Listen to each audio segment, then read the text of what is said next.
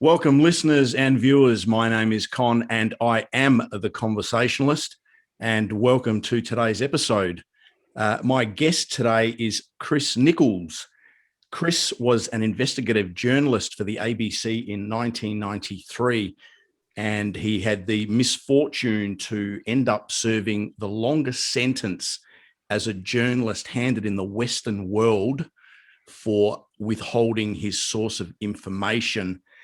He now has some training programs which he runs in the corporate centre, which is the Power of One, which is crisis and leadership training. Welcome, Chris. Thank you, Con. How are you today? Yeah, good. Good. Thank you for the opportunity. Absolute pleasure, Chris. You have the misfortune of being, let's say, the Guinness Book of Records for having the longest sentence handed to you. Can you tell us how that came about and what the circumstances surrounding that were? Yeah, sure. It certainly wasn't by design. I kind of stumbled into it. But yeah, look, I was between 89 and 92, I was working as a journalist with the ABC here in Adelaide, in South Australia, in Collinswood. And I took a particular keen interest in investigative reporting.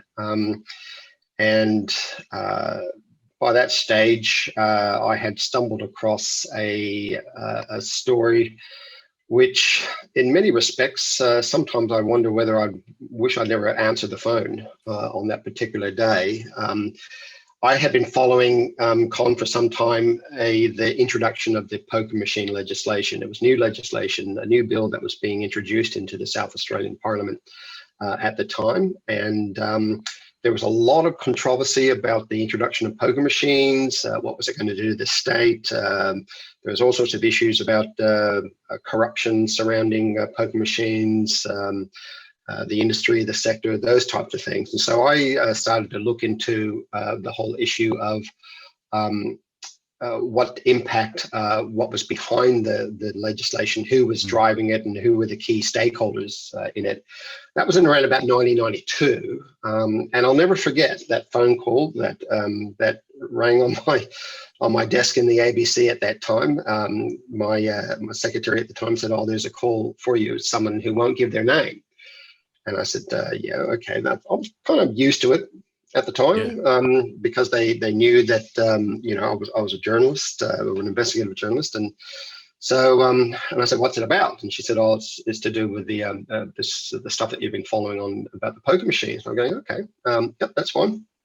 Put him through, and anyhow, on comes this voice, and he just says, "Are you that journalist following the poker machine stuff?" And I go, "Yeah." And he goes, "Well," he said, "I've got some information that I think will open this whole thing wide up." And I said, "Well, what sort of information?" And he said, "Well, I can prove that there is money changing hands between a senior government minister who is very influential in the poker machine industry and a lobbyist for the poker machine industry." And of course, that was, to investigative journalist, Con, that was like music to my ears. And I'm going, "Tell me more." And so at this stage, I was obviously, he'd got my interest. And he said, no, not telling you anything. I said, "Well, hang on, you're the one who rang me." Yeah. And he goes, "I want an undertaking that you will never disclose who I am."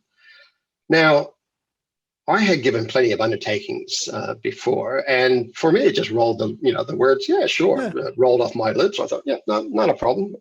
Okay, that's fine." And so he said, "Okay, all right." And so he said, "Let's meet." And so we arranged to meet up at a coffee shop. And he went on to tell me, he said at this stage, he was still sussing me out and sort of seeing, whether I was going to protect him or not. And it was all cloak and dagger type stuff. He was very nervous when he entered the coffee shop, and it was like the dark glasses and the hat and the overcoat and all the rest of it, the old deep throat. And I could tell straight away that he was very nervous about the thing. And sure, look, we sat down and he started to explain about how he came into this the possession of this information. And it turned out the information, he said, were banking records. Now, you can't get much better than that. No. They always say if you want to follow the line of corruption, follow the money trail. That's where it all starts, and that's where it all ends up. It's the money trail. So I said, okay, what sort of banking records are we talking about? And he said, I could make arrangements to have the banking records in relation to the government minister and the poker machine lobbyist. And I'm going, oh, you sure you can get that stuff? And he goes, yep. Wow. It's yours. So to cut a long story short, I had these banking records that were placed into my hands, and I pulled them out and I looked at them, and I went down to my news director at the time and I said, this stuff looks pretty serious. And it was an exchange of monies that were going into a bank account. The minister had a shared de facto relationship with the poker machine industry lobbyist. And there was clear evidence of money going in from the industry group into the joint bank account, which the government minister, who was quite influential in the drafting and the promotion of the legislation, was directly involved. So after a while, as you do, we thought the ABC made it very clear to me that you need to give this minister the right of reply. This is serious stuff. I had a chat with legal at the ABC at the time. They said, no, we definitely have to do that. And they said, we would strongly suggest that you take a colleague with you as well. So I was sort of the journalist at that time, kick the door down, put two in the chest, and then ask the questions. And so, yeah, it was something that I've come to learn to temper myself a little bit more sometimes. Good. So yeah, that night we went to Parliament House, Layla and myself at the time, and we sat down with the minister, and she had a lawyer friend of hers sitting in her office, and we got into the issue of the poker machine industry bill, her involvement in it, and then at that particular moment, I pulled out the banking records and I said, so, can you explain to me the transactions that went for this amount, for this amount, for this amount, and that amount? And you could have heard a pin drop in her office. Wow. And there's this furtive look that happened between her lawyer and herself. And there was, for a brief moment, a loss of words as to where did that information come from, because there was no denying it. That's a rarity for a politician, loss of words. Yeah, it's, as you say, it was one of those golden moments of silence. And she then looked at it, and I showed her obviously copies of the information, and her first questions were, how did you get these? Naturally. And I said, well, yeah, look, obviously I can't tell you that, but I said, I would like to know the answers to my questions. Why is the money going between the poker machine industry into your account, shared with the lobbyist from the industry? And she didn't know what to say. At that point, I think we're talking 28 years ago now, but from memory, the lawyer friend of hers got very agitated, very animated, and I think we got rushed out of that office pretty quickly. So that night we did the final edit, the cuts. I sort of put the questions to her. I gave her an opportunity to respond, which is only fair and right. And the story broke the next day. It started on radio. It worked its way through to the 7:30 report. It worked its way throughout the country. And let's just say it hit the fan pretty hard, because that afternoon Parliament was sitting and the opposition just went ballistic in question time, and it just went nuts. And there was all sorts of accusations about corruption and this, that, and you name it. What happened after that, within the space of about 48 hours, I noticed that the tone changed, Con. And what occurred was the questions that were starting to be asked was how did this information come into my possession, as opposed to what this is all about. The old shoot the messenger type thing. And within the space of around probably another couple of days, a team of major crime investigators who were redirected from a missing girl alleged abduction case. They were assigned to my matters to investigate, rather than what one could consider a more serious issue, how I came into possession of those banking records. At the time, I was probably not the greatest fan of the Attorney General or the Police Commissioner.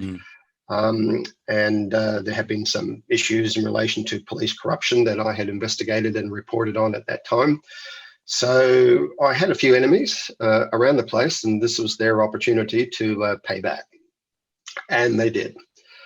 And so within the space of probably another a week or so, I was told that the police were on their way, and they did, and they came in. And of course, when you raid the offices of a newsroom, you're bound to get a lot of cameras and lights and microphones and all the rest of it.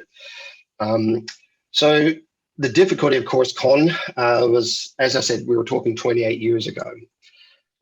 Within not so long afterwards, I was charged with criminal offences as a journalist, which rated you. Yeah, sorry. Such as? Forgery, impersonation, false pretenses, possession of stolen property, you name it. I think there's about 9 of them. They threw everything at me. But what happened, which concerned me equally, if not more, was that the pressure started to come from the top, from Canberra. And it worked its way through the head of the ABC, who in turn made it very clear that I was to go. I was now an investigative journalist with criminal charges hanging over my head. So I was given an ultimatum, and that ultimatum was either you go quietly and we'll pay your legal bills, or if you refuse, we will suspend you without pay and you're on your own. So I didn't have a whole lot of options there at the time. And I'll never forget that the news director, as he sat me down and he broke this news to me, he had tears in his eyes. He said, "Chris, this is wrong." He says, "This is just so wrong." I said, "Well, what about innocent until proven guilty?"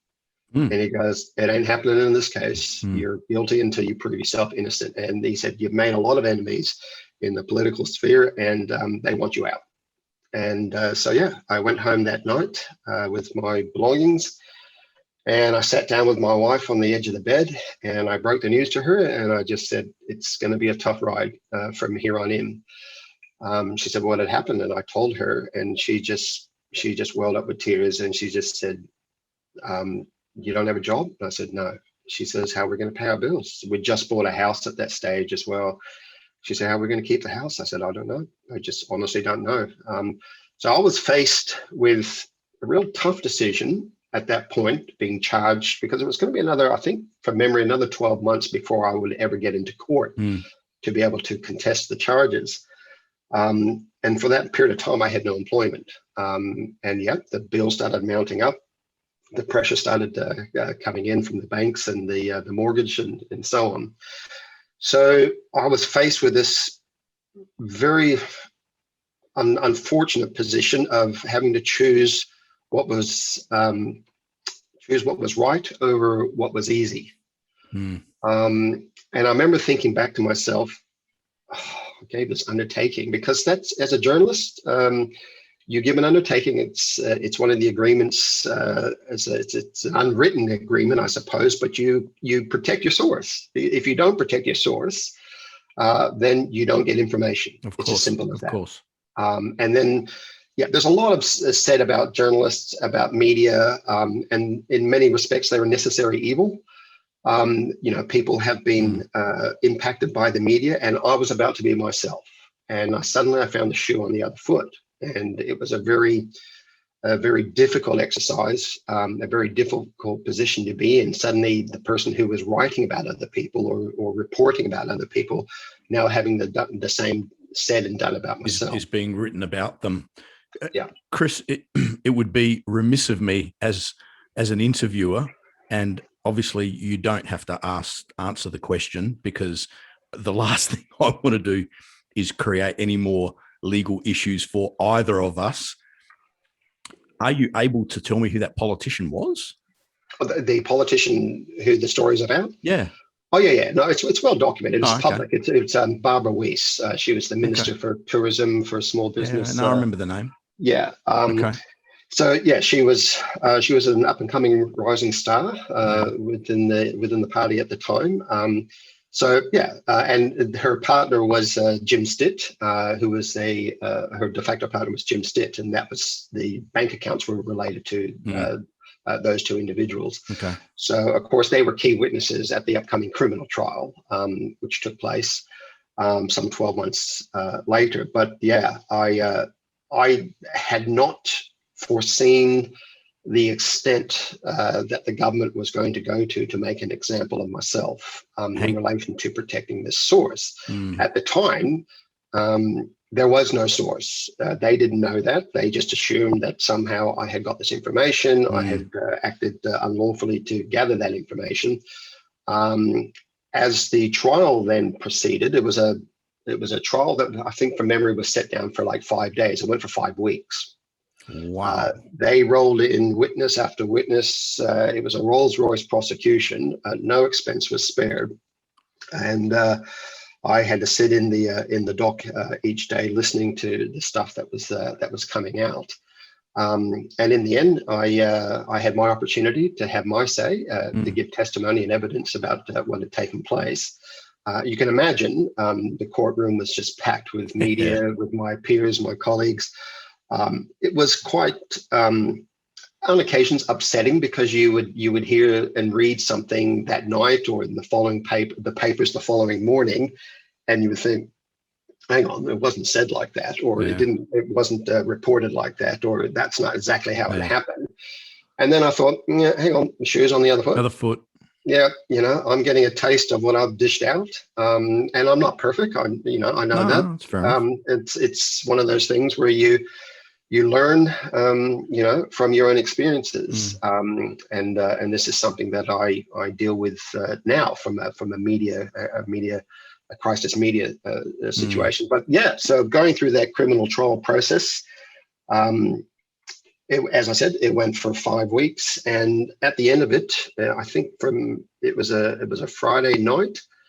It was late at night. The jury went out, and of course, during the course of my evidence, I was asked at that stage. The prosecution then realized that there was a source, and there was clear evidence that this source had made arrangements to have this information provided to me. But when I was asked on multiple occasions, well, who is that source? I respectfully declined, not out of contempt for the court or the proceedings, but because as a journalist, I had given an undertaking. I could have easily have gone back. That would have been the easy thing to do, and just said, oh, well, here's the person, and go and have a chat to them.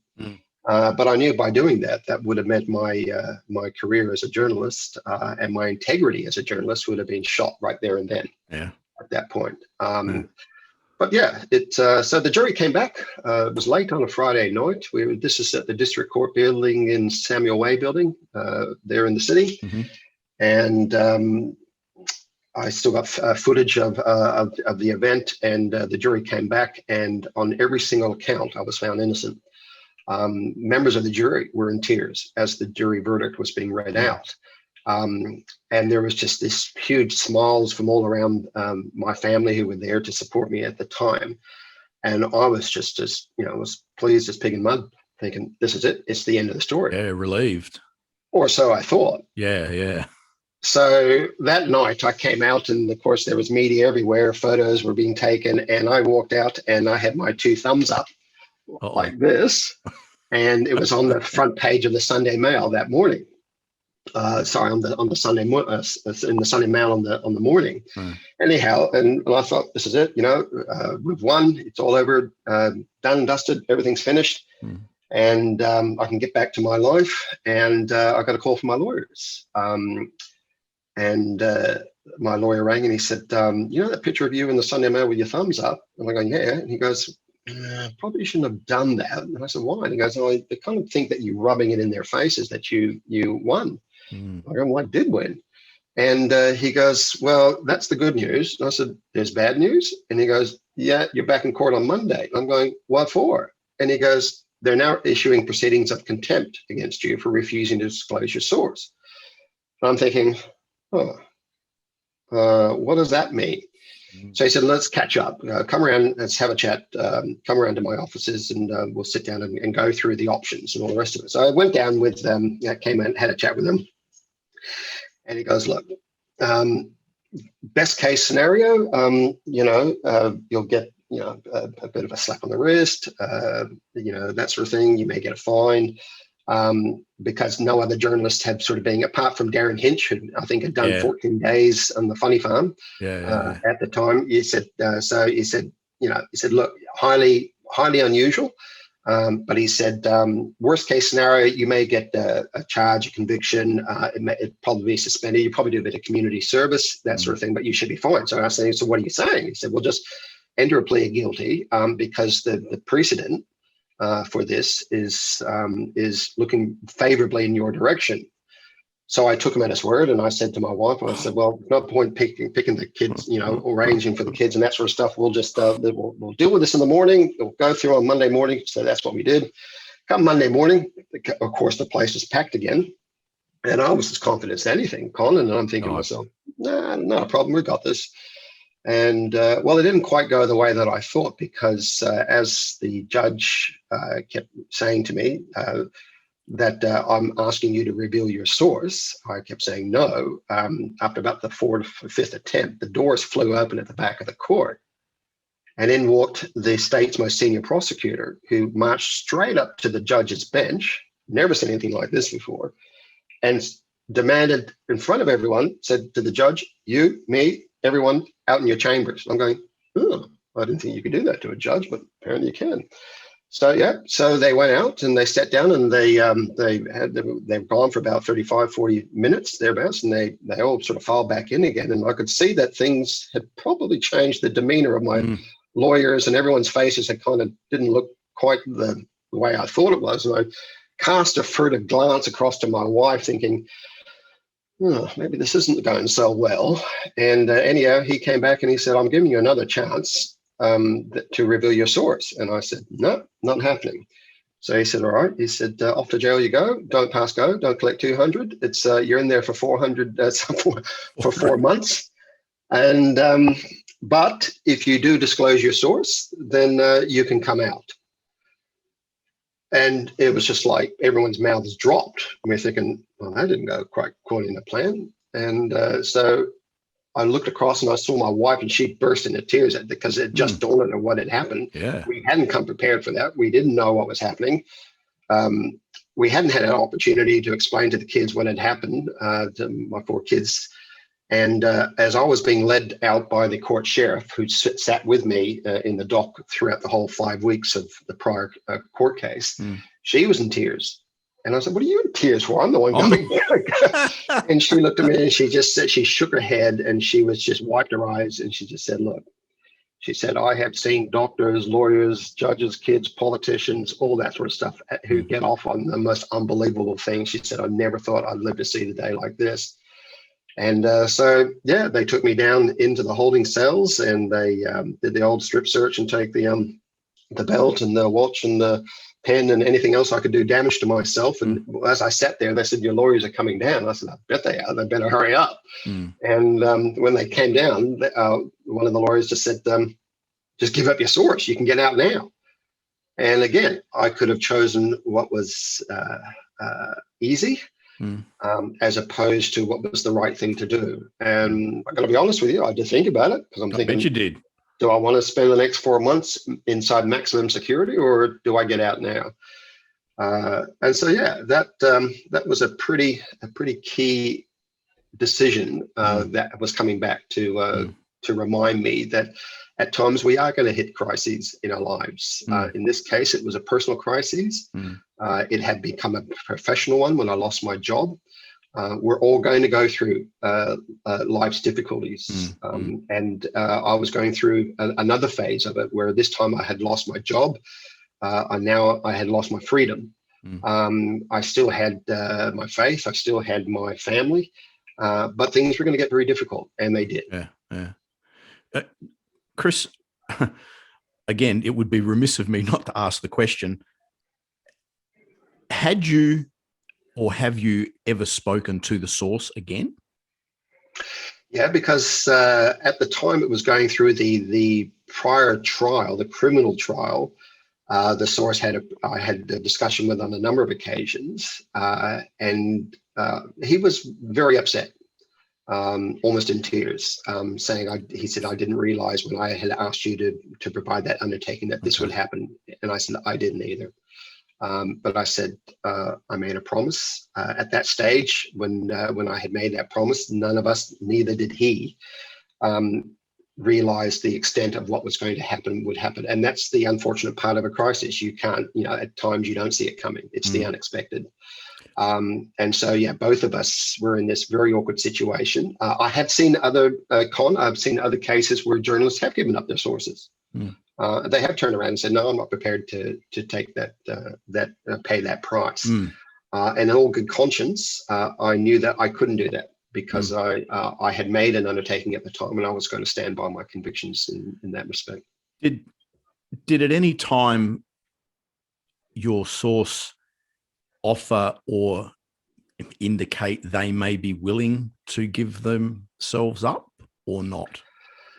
No, and I can understand the reasons why, because none of us had anticipated the extent that the government was prepared to go to, and he could see how serious this was becoming and evolving in terms of the prosecution and the level of interest that the government had committed to this the process. So he didn't ask, he didn't offer, and I didn't ask, because I felt at the time, if I'm going to make a decision, I'll stand by that decision. Can I ask, and we'll move on from this, when was the last time you spoke to that individual? The last time I spoke to that individual was when I got out, after I served my prison term, and we haven't had contact since then. But again, he was very emotional about because he'd obviously read and seen and heard all the stuff that had happened and realized the extent of what had happened. But we haven't kept in contact. No, and fair enough. I guess the other question that I think the answer was fairly obvious, but just for the listeners, let's clarify it. What is your relationship with the media at the moment? How would you describe it? Yeah, look, Con, I understand I probably have a much deeper respect and cynicism for the media in a healthy way. Because, and I say it in a healthy way because I feel that the media is an essential part. A free media is an essential part of a democratic society. It's often referred to as the fourth estate. So it's important, and we often take it for granted, the media. Whenever there's a coup or there's a military uprising or takeover, the first places they go to is the media, because they want to control the masses. Absolutely. They want to control the flow of information. So radio stations, television stations, newspapers generally get shut down, taken over, or closed, or all sorts of things happen to people in the media. In Australia, we don't really understand it to that level because we haven't experienced it as have other countries. So we are very fortunate in Australia that we have a free media. I won't say unbiased, because everything comes with commercial interests and or vested interests. My cynicism is more on the basis, and I say from a healthy perspective, more on the basis that it's a whole different ballgame when you become the subject of the media as opposed to reporting. And Con, I can say, journalists often do and will continue to do. It could be an inflection in how you speak. It could be one word that you could change. It could be how you say that word when you're reporting on someone. It could be even down to the a picture that you put in over your voice as you're reporting something. You can do enormous damage to someone's reputation or career, and it happened to me. I'll give you an example of how, I suppose, what's the word? How much it came back to me. When I went inside into Yatala, there was an individual, one of the inmates, they put me in C division. That was kind of a semi-protection type unit. You spent, I think, about 20 hours a day inside the cell. And eventually I saw this guy there. He had tats all over him. He looked like a bikie. And I was as a clean skin. I had no idea. I was certainly not prepared for it. I had reported on the other side of those massive concrete walls. I never in my wildest imagination thinking I was going to be on the inside and sharing a cell. Or at that stage, I was put in isolation, and then eventually this guy just kept looking at me the whole time I was in there, and I'm thinking, oh no, I was thinking of those, those movie scenes in the shower. Yeah. Not that you know them, but you've No, seen I've seen them. I've seen the movies. Yeah, and I can say that they did flash across my mind at the time, and I was thinking, oh no, please no. And I was thinking to myself, this guy he wouldn't talk to me. He just kept looking at me, but he seemed like he knew what was going on. And apparently he'd been in there 4 years. And one day, one of the prison officers came up and said, oh, John wants to have a chat to you. His name was John. And I'm going, about what? And he goes, I don't know, but he wants to have a chat to you. I'm thinking, do I have a choice? And he goes, probably not. So this isn't a multiple choice question. Yeah. And so eventually he came up to me, and like he was standing within, like right up there in your face. And he goes, do you remember me? And I'm going, no. And he goes, Kerry Gully. I'm going, I know where Kerry Gully is. He goes, you covered a murder up there. And I'm going, yeah. Oh, yeah. I was working for Eyewitness News at the time. Yeah. And as he was talking to me, the penny was starting to drop. And I'm thinking, speaking to the guy, and I looked at him. And at the same time as I looked at him, he goes, I'm the guy. And I'm going, oh, I'm thinking, I said some nice things about him. I can't remember what I said. Anyhow, his hand came out, and I thought he had a knife in there. And his hand came out, and I recoiled, thinking, this is it. It's all over, kind of thing. And he grabbed mine, and he shook mine. And he goes, welcome to my world. And I could not believe it. Con, he turned out to be my guardian angel. Unbelievable set of circumstances that I ended up sharing a cell with him. In fact, look, everyone said, even my wife said, why are you wanting to share a cell with this guy? You don't know him, you don't know the story about him and all the rest of it. And I just had a feeling that there's more to people than what we see and what we say. And I had admittedly judged a book by its cover. And all right, he did have color TV, and he seemed to have the run of the joint. But I ended up sharing a cell with John, and he became my protector within there for those months that I was there. Not what I had ordered. I was looking for like a friendly prison officer or the guy or the warden or someone who had a lot of influence, and I got John. It was not well received within the prison establishment because I had a lot of the prison officers at the time were going, you really don't want to be, spending time with this guy and all the rest of it. And of course, in my usual response, I came back. I think it didn't do me any good really, because I came back and said, look, I actually trust him more than I trust you guys. So that actually ended up in a longer strip search and a cavity search and all the rest of it. But at the end of the day, from a media perspective, Con, I learned a lot about being a journalist, and I learned a lot about the impact that we as a media and we as journalists have and write and say about people. And I wouldn't have had that opportunity to experience the other side of the media had I not gone through what I've gone through. It was a very difficult thing to go through, and at times I found it very resentful. I felt very, very vulnerable in a system I could see the injustice of the whole thing. But I look back on it 28 years later, and I look back and think, it was the development of character. It was the development of courage. Things that you can't read in a textbook or you can't get by going to a course. You have to go through life's tough times. And we went through it, not just myself, but my wife and my 4 kids as well. It was a tough period.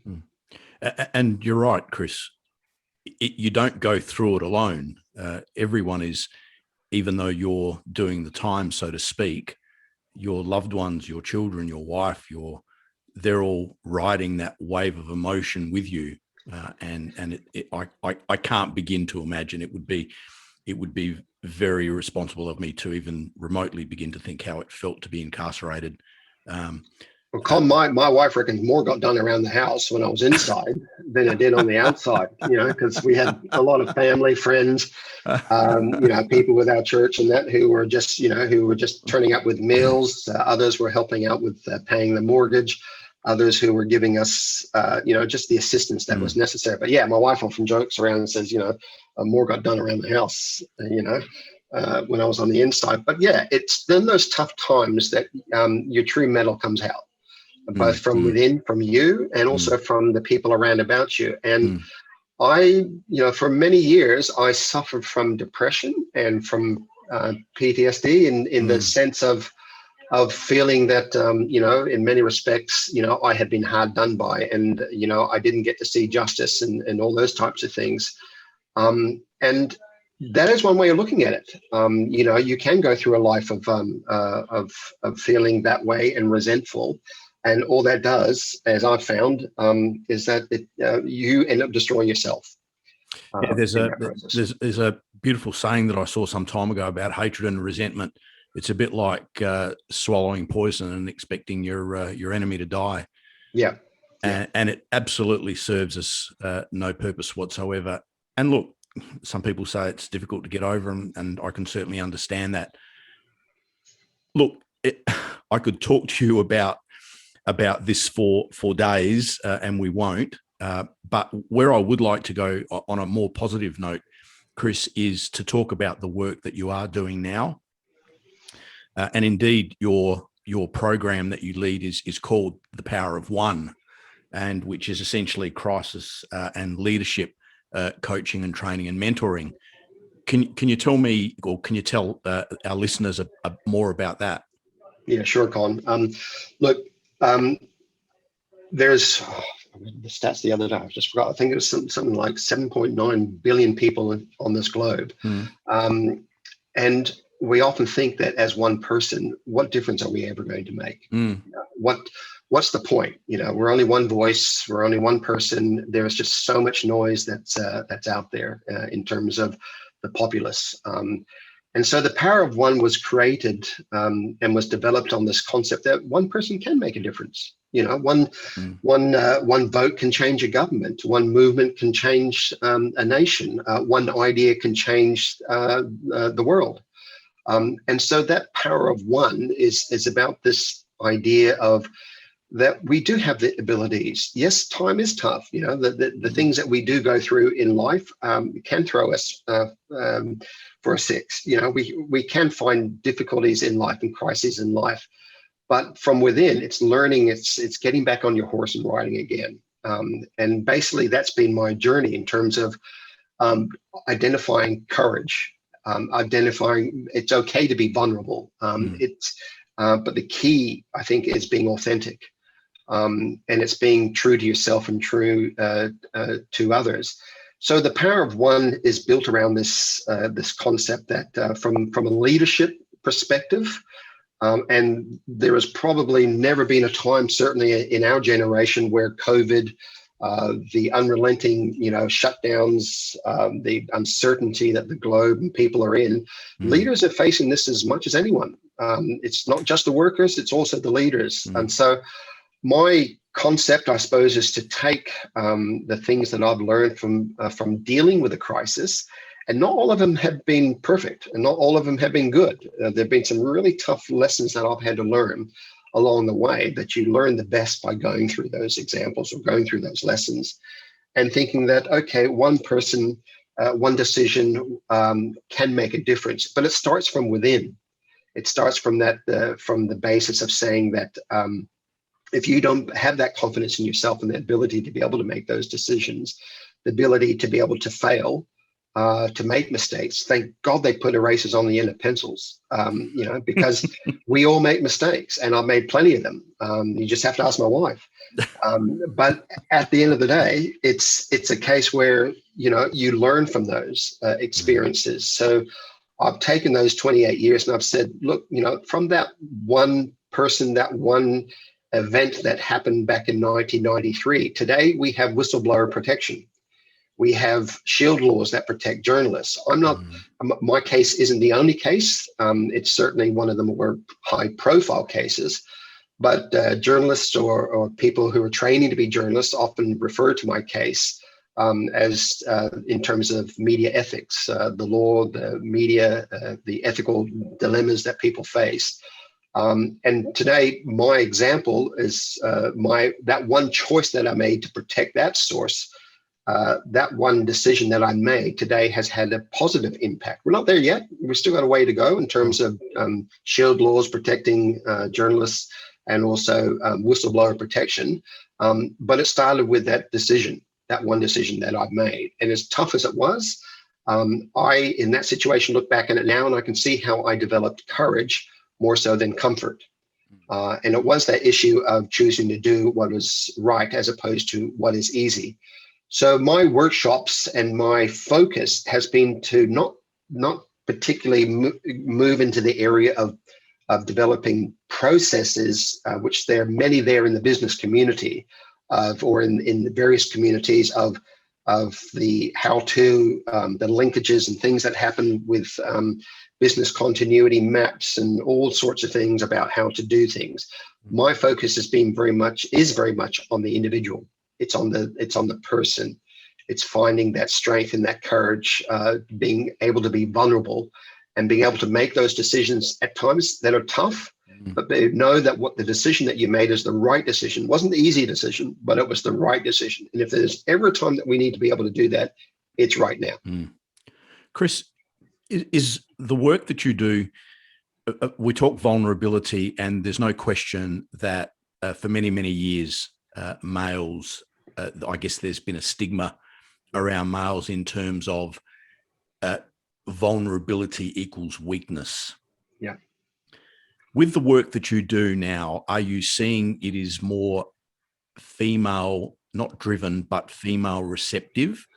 Or are you also seeing that more men in whether it be management, leadership roles who are, let's say, willing to be and making themselves more vulnerable to be receptive to the work that you do? That's a great question, Con. And it's something that, look, my generation and the generation that preceded myself was very much big boys don't cry.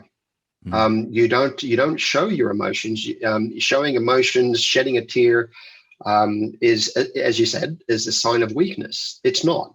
It's being vulnerable. And I think there's a huge difference between that, because I grew up in this environment of thinking that stiff upper lip, get back on your horse, ride again. Don't show any sign of emotion that could be borderline considered as a weakness. And you're right. It's I think the tide is turning. I think men, the male population, is beginning to realize that it's okay to be vulnerable. Because being vulnerable means that you are authentic. It means that, yes, you do make mistakes. There's this great quote that Teddy Roosevelt, I'm just trying to have a look at it at the moment, that Teddy Roosevelt talks about. And he talks about, it's not the man in the arena who's bloodied. It's not the man in the stands who deserves the credit or the to be listened to. It's the man who's lying face down in the dust, bloodied, marred, fatigued, who gets back up. That's the person that's got the courage, and that's the person who has developed that inner strength. And I think that's the key. And very much in a society today, I think we do need males, and particularly in leadership, do need to realize that it's okay to make mistakes. But it's even more important to learn from them as well. And I think the more you try and hide the fact that you're invincible or that you're untouchable, and that you don't, I think the more people, from a leadership point of view, they'll talk behind your back, but it's also demonstrating that you're not being true to yourself, let alone to the organization and the rest of the organization. Absolutely. And unfortunately, there are still, I'm sure there are many organisations out there that still, I guess, are way behind the times in terms of looking at people who make mistakes and chastising them and hanging them out to dry, as we say, rather than embracing it as part of humanity and their vulnerability, to be leaders. We have a long way to go in that area, Con. There's no question about that. I mean, and look, the first night that I laid my head down on that pillow, I jumped back straight away because it reeked of alcohol and had bloodstains all over it. And I'll tell you now, I burst into tears because I'm thinking, I don't know how I'm going to survive this. I'm a clean skin. I don't know, if I'm going to be able to do this. And so, for a long period of time, for me, that was seen as, for me and personally, I'm thinking, I can't show that emotion. I can't show that pain. I watch my children, I even get emotional thinking about it now, talking to me and writing letters to me and not quite understanding why dad's in prison. And one of my sons was abused at school and beaten on by kids who didn't understand, why his dad was in prison. But because it was all over the paper and all the rest of it, he came home, never said anything, but he used to come home without us, not having eaten and with bruises and clothes torn and all the rest of it. And so, there's a big price that you pay when you stand up for what is right as opposed to what is easy, but it affects everyone. And so from a leadership perspective, yes, you as a leader, you have to make decisions, but there are people around about you, both from a personal perspective and also from a professional perspective, that rely on your internal ability to be able to cope. And it's my goal and my mission and my aim is to be able to encourage people to say, listen, we are going to go through life's difficulties. We are going to suffer and we are going to encounter crises. We can't avoid it. We live in a broken world. But it's how we position our minds, how we position our thought processes. It's where we derive our power from, which is the key. And that's what I want to get into people at the executive level, because they have such an influence on what happens below them. Absolutely. Absolutely. Chris, I could speak to you for hours, and I know we've spoken when we first met, and I know there are many, many, many stories behind the man, which I know would bring tremendous value to an audience. And I look forward to the opportunity in the near future to have another chat with you and explore those other stories and other themes, which all ultimately point you and bring you to where you are today. I think your story is incredible, and I take my hat off to you for your stance and your ability to honor your word. Because there are too many times where people's word is not worth the paper it comes out on or printed on, so to speak. Chris, it's been an absolute pleasure. I thank you very much for your time. My name is Con. I am the Conversationalist, and until next time, bye for now.